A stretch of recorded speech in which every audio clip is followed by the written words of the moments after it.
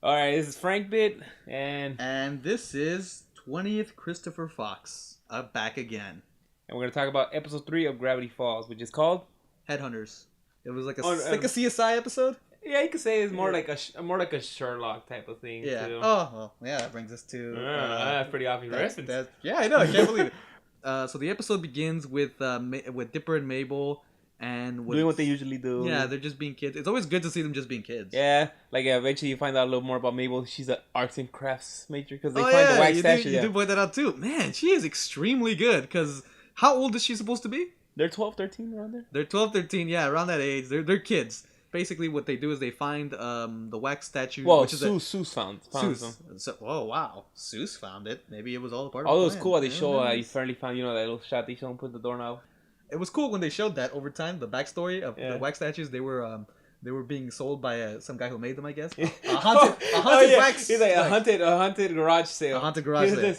So yeah, Grunkle Stan stole them at a haunted garage sale. It made him good money for a while. But then people's interests differ because they want to see something new, of course. And so yeah, then not only did he put him in a closet, but he had to build pretty much a whole thing around it where it became basically just a wall that blends in and you could just pass it and never see. And Seuss finally found it. It was cool. Fell. It was cool when they showed that the transition. Like eventually you got the wallpaper on it, and then it just blends in so well, and then the webs everywhere because obviously time passed. Yeah. And Seuss saw the doorknob because it fell, probably because one of the wax statues pushed it out. Yeah.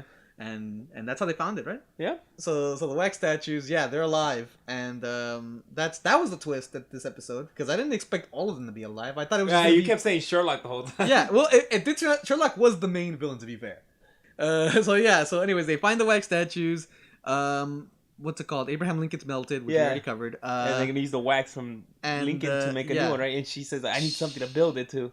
Yeah, and then it's surprising this 12, 13-year-old girl is able to build the perfect replica of her Grunkle Stan. Although it's cool how she finds out about who can I build? And they see Stan hey, have you guys seen something? He just poses. Yeah, without his pants on. And then he comes back, I found my pants, but now I lost my shoes. Whoa. And then afterwards, they have that big unveiling, and he made a profit off this whole thing still. Yeah, he did promise that they were going to have free pizza. And everybody's disappointed that there wasn't any free It's funny pizza. how he covered for that. There was supposed to be free pizza. It was a typo. And that's it. Everyone just leaves. Everyone's pissed off, thus giving everybody a motive for what happens what happens to the wax statue.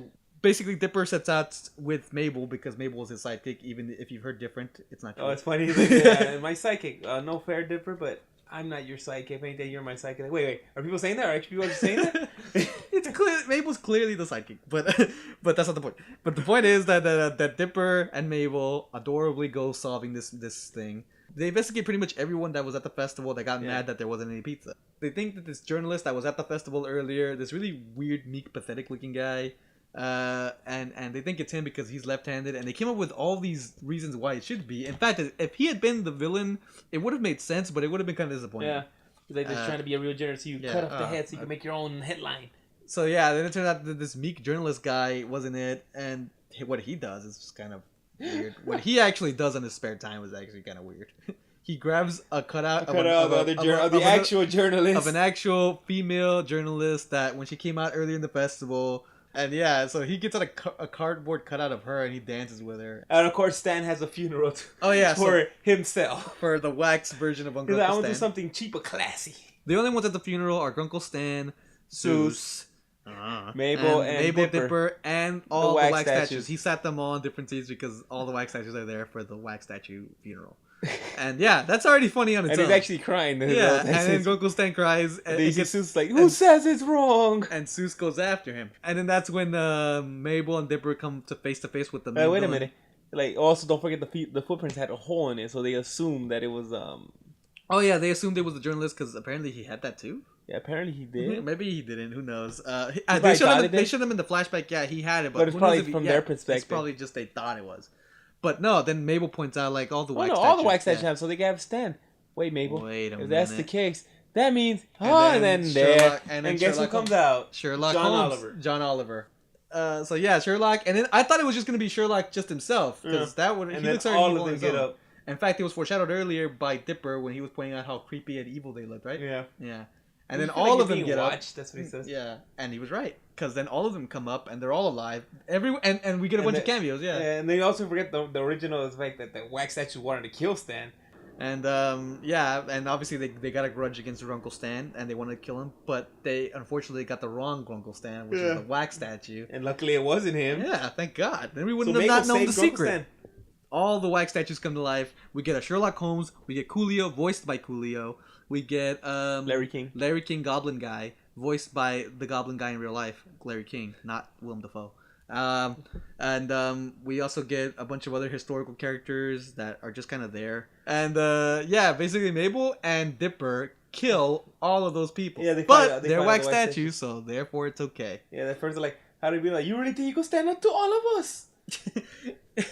It's like, I don't know. Then let's like, I don't know, maybe. Then the way that they get rid of the main villain of the episode, which is Sherlock Holmes, was pretty cool. When Dipper, he fights Dipper first, they figure out that they could just melt them, right? Yeah, with special melty stuff. It was special melty stuff. You could have just said coffee or anything hot, really. With the way she said it was adorable. And then so that's how they beat them. But Dipper ends up fighting Sherlock Holmes with basically swords, right? Yeah, at first he had the electric candle the electric candle that they were using as a weapon against all the wax statues. Because they're hiding, cut him, and then he's fighting with it, but then eventually he breaks it, and eventually, luckily, Mabel comes in with the, that little metal thing you use in your fire. A fireplace poker. Yeah, fireplace poker. That's what it's called, right? I think so. That's what I've been heard. Well, it's heated up, so he throws it at Dipper to fight Sherlock Holmes, and they go in the ching ching ching ching ching, which is awesome. Yeah, and they finally Dipper's trying to weigh, and the whole entire time, Sherlock. Just call it Sherlock. Sherlock tries to he's just telling him the whole time how he is superior to him. Like, I'm Sherlock Holmes. Well, he is kind of. Come on. Yeah, but he's saying that you can't outsmart me. And and then it leads to the end. And eventually, here's where you learn more about Dipper, how he's actually pretty quite clever. Oh yeah, because they end up fighting on top of the mystery shack. That's what's called. Yeah, and the S just cannot stay there. Again, it comes off.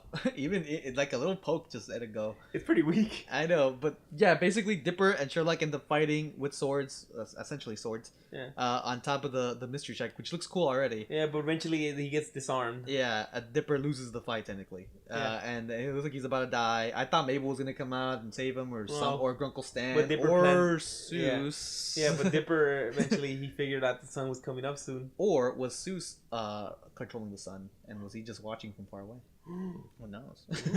And that's not right. Yeah, Dipper did, and you do find out how clever Dipper is because he ended up doing all this on purpose. He lured him outside, and the sun ultimately beats the wax statue Sherlock Holmes, John Oliver. So the Sherlock Holmes statue is destroyed. It melts. It dies. All the wax statues are dead.